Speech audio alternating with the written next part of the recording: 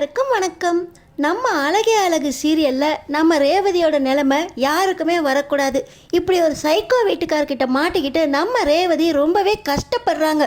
ரேவதி கண்டிப்பாக இந்த தங்கராஜை ஒரு அறையாவது அறையணும் அப்படின்னு நினைக்கிறவங்க இந்த வீடியோக்கு ஒரு லைக் போட்டுக்கோங்க. ஸோ பார்த்தீங்கன்னா நம்ம ரேவதியை காரில் கூட்டிகிட்டு வர தங்கராஜ், என்கிட்ட சொல்லாமல் நீ போனது மொதல் தப்பு. அப்படி அந்த மலருக்கு அப்படி என்ன பிறந்தநாள் வேண்டி கிடக்குது? எல்லாத்துக்கும் பஞ்சப்பாட்டு பாடுவான் உங்கள் அண்ணன். இப்போ பிறந்த நாளுக்கு மட்டும் காசு எங்கேருந்து வந்துச்சு? அதெல்லாம் அவனோட பாடு. நீ எதுக்கு என்கிட்ட சொல்லாமல் உங்கள் அம்மா வீட்டுக்கு போன? அது அம்மா வீட்டுக்கு போனால் நீங்கள் விடமாட்டீங்களேன்னு தான். நான் விடமாட்டேன்னு தெரியுது, அப்புறம் எதுக்கு பொய் சொல்லிவிட்டு அம்மா வீட்டுக்கு போனேன்? உனக்கு வீட்டில் இருக்குது வா, உன்னை கொஞ்சம் ஃப்ரீயாக விட்டது ரொம்ப தப்பாக போச்சா அப்படின்னு தங்கராஜ் ரொம்ப கோவமாக வீட்டுக்கு வராரு. ஆனால் வீட்டுக்கு வந்ததுக்கப்புறம் நல்லபடியாக எல்லாரும் சாப்பிட்டுட்டு பெட்ரூமுக்கும் போயிடுறாங்க. அங்கே போனதுக்கப்புறம் பசங்க தூங்கியாச்சா ரேவதி அப்படின்னு தங்கராஜ் கேட்குறாரு. தூங்கியாச்சுங்க அப்படின்னு ரேவதி சொல்ல, என் கூட கொஞ்சம் வெளியே வா அப்படின்னு தங்கராஜ் கூப்பிட்றாரு. நம்ம ரேவதி பயந்துக்கிட்டே படிக்கட்டி இறங்கி வர, இப்போ நம்ம தங்கராஜ், நீ இப்போ எதுக்கு என்கிட்ட சொல்லாமல் உங்கள் அம்மா வீட்டுக்கு போன அப்படின்னு தங்கராஜ் கேட்குறாரு. அதுதான் அப்பயே காரில் வரப்போ திட்டிட்டீங்களேங்க, அதெல்லாம் உனக்கு போதாது, வீட்டுக்கு வந்ததுக்கப்புறம் பேசுகிறேன்னு சொன்னல. இப்போ தங்கராஜோட அம்மாவும் வந்துடுறாங்க. என்னம்மா நீங்கள் தூங்கலையா? என்னைக்கு தான் நேரத்துக்கு தூக்கம் வந்துச்சு? நான் தூங்குறது இருக்கட்டும், நீ என்னடா இவளை கூட்டிகிட்டு வந்திருக்க? இவ சாயந்தரம் எங்கே போகிறேன்னு உங்கள்கிட்ட சொல்லிட்டு போனா? திருவேற்காடு கோயிலுக்கு போகிறேன்னு பசங்களை என்கிட்ட விட்டுட்டு போனான். இவ கோயிலுக்கு போகலம்மா, கோயிலுக்கு போகிறேன்னு உங்கள்கிட்ட பொய்ய சொல்லிவிட்டு பசங்களையும் இங்கேயே விட்டுட்டு அந்த மலரோட பிறந்தநாள் கொண்டாடத்துக்கு போய் சிங்கு சிங்குன்னு ஆடிட்டு வந்திருக்கா அப்படின்னு தங்கராஜ் சொல்கிறாரு.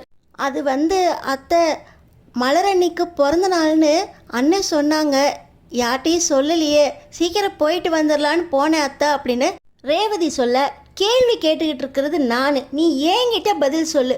எங்கள் அம்மா கிட்ட சொல்லாமல் போனது மொதல் தப்பு. கோயிலுக்கு போகிறேன்னு பொய்ய சொல்லிட்டு உங்கள் அம்மா வீட்டுக்கு போனது ரெண்டாவது தப்பு. பசங்களை எங்கள் அம்மா கிட்ட விட்டுட்டு போனது மூணாவது தப்பு. காலம் போன கடைசியில் எங்கள் அம்மாவை நீ தான் பார்த்துக்கணும். எங்கள் அம்மா கிட்ட 2 வால் பசங்களையும் விட்டுட்டு நீ எதுக்குடி உங்கள் அம்மா கூட போய், அதுவும் மலரோட பிறந்த நாளுக்கு எதுக்கு போகணும்? எங்கள் தங்கச்சி சாவுக்கு காரணமாக இருந்தவன் உங்கள் அண்ணன், அவன் கூப்பிட்டான பொய்ய சொல்லிக்கிட்டு அவன் வீட்டுக்கு நீ எதுக்கு போகணும்? உங்கள் அம்மா அப்பா கிட்ட நான் மட்டும் இவ என்கிட்ட சொல்லாமல் உங்கள் வீட்டுக்கு வந்திருந்தேன்னு சொன்னேன்னு வச்சுக்கோயேன், உங்கள் அம்மா உன்னை திட்டியே தீர்த்திருப்பாங்க. இது தங்கராஜோட பெருந்தன்மை. உங்கள் அம்மா அப்பா கிட்ட சொல்லாமல் நான் கூட்டிகிட்டு போகிறதுக்காக வந்திருக்கேன்னு இந்த தங்கராஜ் சொன்னதுனால உனக்கு அங்கே நல்ல பேர் கிடச்சிருச்சு. ஆனால் நீ பண்ணது தப்பு. இந்த தப்புக்கு உனக்கு என்ன தண்டனை கொடுக்கலாம் சொல்லு அப்படின்னு தங்கராஜ் கேட்குறாரு. என்னை மன்னிச்சிருங்க, இனிமேல் உங்கள்கிட்ட சொல்லாமல் எங்கேயுமே போக மாட்டேன் அப்படின்னு ரேவதி கையெடுத்து கும்பிட்டு மன்னிப்பு கேட்குறாங்க. இந்த மன்னிப்பெல்லாம் காதில் கேட்டு கேட்டு புளிச்சு போச்சு. ஒவ்வொரு தடவை நீ தப்பு பண்ணுறதும் அதை நான் கேட்டு உங்ககிட்ட மன்னிப்பு வாங்குறதும் இனிமேல் இதெல்லாம் சரிப்பட்டு வராது ரேவதி அப்படின்னு தங்கராஜ் சொல்கிறாரு. என்னங்க, இனிமேல் இப்படிலாம் பண்ண மாட்டேன். பொய்ய சொல்லிவிட்டு உங்கள் அம்மா வீட்டுக்கு போனது தப்பு. இப்போ உங்கள் அம்மா வீட்டுக்கு போகிறேன்னு சொல்லுவேன், அதுக்கப்புறமா வேறொரு பொய்ய சொல்லிவிட்டு சினிமா, பீச்சு, பார்க்குன்னு போவேன். இந்த தங்கராஜை நீ என்ன நினச்சிக்கிட்டு இருக்க? கொஞ்சம் இடம் கொடுத்தா புருஷங்களை ஏமாற்றிட்டு எங்கே வேணால் ஊர் சுற்ற போவீங்களா அப்படின்னு தங்கராஜ் கேட்க, நான் அப்படிலாம் இல்லைங்க, அம்மா வீட்டுக்கு தான் போனேன், இனிமேல் அங்கேயும் போக மாட்டேன் அப்படின்னு நம்ம ரேவதி தங்கராஜோட காலில் விழுறாங்க. என்னடி, காலில் விட தெரிஞ்சவளுக்கு காலை வாரி விட தெரியும்னு எனக்கு தெரியாதா? நீ என்ன தப்பு பண்ணாலும் இந்த தங்கராஜ்கிட்ட மன்னிப்பு கேட்டால் விட்டுருவாங்கிற தைரியம் தானே உனக்கு? இந்த வீட்டில் உனக்கு ஒரு இடம் இருக்குது, இந்த தங்கராஜ் உனக்கு ஒரு இடம் கொடுத்து வசதியாக வச்சிருக்காங்கிற எண்ணம் தானே உனக்கு? உனக்கு இந்த வீட்டில் இன்னைக்கு நைட்டு இடம் கிடையாது. நீ இந்த வீட்டில் எப்படி நிம்மதியாக தூங்க முடியும்? நீ இந்த வீட்டில் என் ரூமுக்கு வரக்கூடாது, நீ வெளியே வா அப்படின்னு சொல்லி தங்கராஜ் ரேவதி கையோட தரன்னு இழுத்துக்கிட்டு கதவை திறந்து வீட்டு வெளியில் பனியில் நிறுத்திடுறாரு. நம்ம ரேவதி, என்னங்க கதவை திறங்க அப்படின்னு கதவை போட்டு தட்டுன்னு தட்டுறாங்க. ஆனால் தங்கராஜ், நீ இன்னைக்கு நைட்டு ஃபுல்லாக இங்கே தான் இருக்கணும், இன்னி செஞ்ச தப்புக்கு இதுதான் உனக்கு தண்டனை, நாளைக்கு காலையில் திறக்கிறப்ப நீ இங்கே தான் சுருண்டு கிடக்கணும், புருஷன்கிட்ட சொல்லாமல் மனைவி எங்கேயாவது பொய் சொல்லிட்டு வெளியே போனால் வெளியே தான் உங்களுக்கு இடம். மறுபடியும் பெட்ரூம்குள்ளே விட்டுருவான எந்த புருஷனாவது. இந்த தங்கராஜோட பொண்டாட்டி எப்படி இருக்கணும் தெரியுமா? தங்கராஜோட பேச்சை கேட்டுக்கிட்டு ஒரு சொல் மாறாமல் அடங்கி இருக்கணும். ஒரு பொய்யும் சொல்லக்கூடாது. ஆனால் நீ எனக்கு ஏருக்கு மாறாக கிடைச்சிருக்க. இனி ஒரு பொய் சொல்லக்கூடாதுங்கிற எண்ணம் ஒரு தடவை பொய் சொல்லும்போது உனக்கு வரணும். அப்படின்னா நீ இங்கே தான் இருக்கணும். நாளைக்கு காலையில் உன்னை நான் இதே இடத்துல பார்க்கணும். இங்கேயே இரு அப்படின்னு சொல்லி கதவை மூட நம்ம ரேவதி மறுபடியும் கதவை தட்டுன்னு தட்டுறாங்க. திறந்த பாடில்லை. டேய் தங்கராஜு, என்னடா இது? பொண்டாட்டி தானே, உள்ளே வச்சு நீ 4 அடி கூட அடிடா. இப்படி வெளியே தள்ளினா 4-5 ரவுடி பசங்க வந்து உன் பொண்டாட்டியை தப்பாக பார்க்க மாட்டாங்களா அப்படின்னு தங்கராஜோட அம்மா சொல்கிறாங்க. தங்கராஜ் வீட்டுக்குள்ளே காலடி எடுத்து வைக்கிற தைரியம் எவனுக்கும் கிடையாதுமா. அவள் அங்கே தான் கிடக்கணும். அப்போ தான் அவளுக்கு புரியும் அப்படின்னு தங்கராஜ் அவங்க அம்மா கிட்ட சொல்லிவிட்டு விறுவிறுன்னு மேலே ஏறி போய் அவங்க குழந்தைங்க கூட படுத்துக்கிறாரு. நம்ம ரேவதி சுற்றி பார்க்குறாங்க. அவங்களுக்கு இருட்டுனா ரொம்ப பயமாக இருக்குது. என்ன பண்ணுறதுனே தெரியல. கதவை திறந்து பார்த்தாலும் திறக்க முடியல. அவர் தான் லாக் பண்ணி கீயையும் எடுத்துகிட்டு போயிட்டாரே. ஆனால் தங்கராஜ் எங்கே ரேவதி தன்னை விட்டுட்டு அவங்க பிறந்த வீட்டுக்கு போயிடுவாளோ அப்படின்னு சொல்லி கேமராவை பார்த்துக்கிட்டே இருக்காரு. ரேவதி என்ன தான் பண்ணுறா அப்படின்னு சைக்கோத்தனமாக ரேவதியாக அங்கேருந்து கண்காணிச்சுக்கிட்டே இருக்காரு.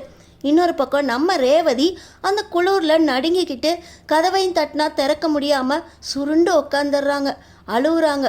வெளியே வந்த அவசரத்தில் ஃபோனையும் ரூம்லேயே விட்டு வந்ததுனால யாரையும் கான்டாக்டும் பண்ண முடியல. இப்படியே விடிய அழுதுகிட்டே இருக்கிற நம்ம ரேவதிக்கு குளிர் ஜுரமே வந்துடுது. நம்ம ரேவதி சுருண்டுக்கிட்டு நடுங்கிக்கிட்டு வாசல்லையே படுத்து கிடக்காங்க.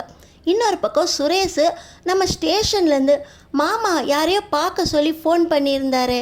இப்போ மாமாவுக்கு கால் பண்ணுவோமா அப்படின்னு சுரேஷ் யோசிக்கிறாரு. விடிய காலையில் 4 மணி ஆயிடுது. சரி, நம்ம தூங்க போகிறதுக்கு மாமா கிட்ட பேசிட்டு அப்படியே நம்ம நைட் டியூட்டியை முடித்த மாதிரி இருக்கும். அடுத்த நாள் நைட் டியூட்டிக்கு பகலில் தூங்கிட்டு போகலாம் அப்படின்னு சுரேஷ் யோசிச்சுக்கிட்டே மாமா வீட்டுக்கு வராரு. இப்போ வாசலில் பார்த்திங்கன்னா ரேவதி சுருண்டு மயங்கி கிடக்காங்க. சுரேஷுக்கு பக்குன்னு ஆகி போயிடுது. ஐயோ அக்கா எந்திரிக்கா, என்னாச்சுக்கா எந்திரிக்கா அப்படின்னு ரேவதியை போட்டு எழுப்புன்னு எழுப்புறாங்க. நம்ம ரேவதி குளிர் நடுக்கத்தில் என்ன ஆகுதுன்னே தெரியல. அவங்க அப்படியே அரை மயக்கத்தில் சுரேஷு அப்படின்னு சொல்கிறாங்க. நம்ம சுரேஷுக்கு என்ன பண்ணுறதுனே தெரியல. காலிங் பெல் அடிக்கிறாங்க. ஆனால் யார் காலிங் பெல் அடிக்கிறா அப்படின்னு சொல்லி இப்போ தங்கராஜ் அங்கேருந்து அவரோட கேமராவை பார்க்குறாரு. அதில் பார்த்தீங்கன்னா சுரேஷ் ரேவதியை பக்கத்தில் வச்சுக்கிட்டு காலிங் பெல் அடிக்கிறது தெரிஞ்சு போயிடுது. நீனடா சுரேஷ் இந்த டைமில் வந்திருக்கா அப்படின்னு இப்போ தங்கராஜ் பதறி போய் வந்து கதவை திறக்கிறாரு. மாமா என்ன இது? ரேவதி அக்கா ஏன் வெளியே கிடக்கு? நீங்கள் உள்ளேருந்து வரீங்க, அக்காவுக்கு என்ன ஆச்சு, ஏன் இப்படி பண்ணீங்க அப்படின்னு சுரேஷ் ரொம்ப கோவமாக தங்கராஜ் மாமாவை பார்த்து கேட்க, டேய் உனக்கு ஒரு விஷயம் தெரியுமாடா? மலரோட பிறந்த நாள்னு எனக்கு தெரியாதுடா. கேக் வெட்டுற ஃபங்க்ஷனுக்கு எங்கள் அம்மா கிட்ட திருவேற்காடு கோயிலுக்கு போகிறேன்னு பொய்ய சொல்லிட்டு உங்கள் வீட்டுக்கு வந்திருக்கா. உங்கள் அன்னை மாதிரி பொண்டாட்டி பேச்சை கேட்டுக்கிட்டு பொண்டாட்டி முந்தானியை பிடிச்சிட்டு சுற்றுறவன் இல்லைடா நான். என்கிட்ட பொய் சொல்லியிருக்கா. ஏன் பொண்டாட்டி என்கிட்ட பொய் சொன்னால் என்ன செய்யணுமோ அதை தான் இந்த தங்கராஜ் செஞ்சுருக்கான். நீ இவளை உங்கள் அக்காவை பார்க்காத. புருஷன்கிட்ட பொய் சொன்னால் பொண்டாட்டியாக பாரு. தப்பு தானே சுரேஷு? அதுக்கு தான் நைட்டெல்லாம் அவளை வெளியே படுக்க வச்சுருந்தேன். இப்போ தெரியும்ல புருஷன்கிட்ட பொண்டாட்டி பொய் சொல்லக்கூடாது, பொய் சொன்னால் என்ன நடக்கும் அப்படின்னு. அவளுக்கு அவளே சரி பண்ணிக்குவா. நான் வீட்டுக்குள்ளே கூட்டிகிட்டு போகிறேன், நீ உள்ளவா சுரேஷு, எதுக்காக காலையிலே வந்திருக்கா அப்படின்னு ரொம்பவே யதார்த்தமாக கேட்க நம்ம சுரேஷுக்கு, நீங்கள் சைக்கோவா மாமா? பொய் சொன்னால் இப்படியா வெளியே துரத்துவீங்க? அக்காவை இந்த நிலைமைக்கு கொண்டு வந்த உங்களை சும்மா விட மாட்டேன் மாமா. நீங்கள் தப்பு செஞ்சுருக்கீங்க. அக்காவை இப்படி படுத்துவீங்கன்னு எனக்கு தெரியாது மாமா அப்படின்னு நம்ம சுரேஷ் தங்கராஜை ரொம்ப கோவப்பட்டுக்கிட்டு ரேவதியை தன் கையோடு தூக்கிக்கிட்டு ஹாஸ்பிட்டலுக்கு கூட்டிகிட்டு போகிறாரு. ஏன் பொண்டாட்டியை எனக்கு பார்த்துக்க தெரியும்டா, அவளை கீழே இறக்கி விடுறா அப்படின்னு சொல்லி சுரேஷை சத்தம் போட்டுக்கிட்டே தங்கராஜும் பின்னாடியே போக, மாமா என் பின்னாடி வந்தீங்க, நடக்கிறதே வேற, அடுத்து என்ன செய்யணும்னு எனக்கு தெரியும் அப்படின்னு சுரேஷ் ரொம்ப கோவமாக ரேவதியை தூக்கிட்டு ஆஸ்பத்திரிக்கு போக, அடுத்தடுத்து என்ன நடக்க போகுதுன்னு தெரிஞ்சுக்கிறதுக்கு நம்ம சேனலை சப்ஸ்கிரைப் பண்ணி தொடர்ந்து பாருங்கள்.